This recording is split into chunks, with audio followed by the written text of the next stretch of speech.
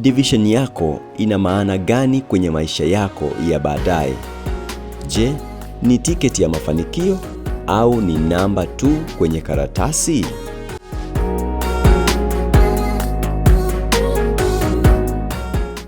Division 1: fursa kubwa, uwajibikaji mkubwa.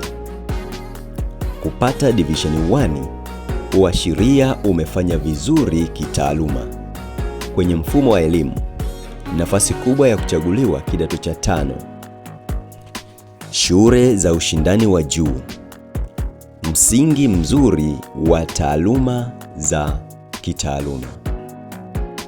Lakini fahamu hili: Division 1 si dhamana ya mafanikio ya maisha. Makosa baadhi ya waliopata Division 1: 1. Kujisahau. 2.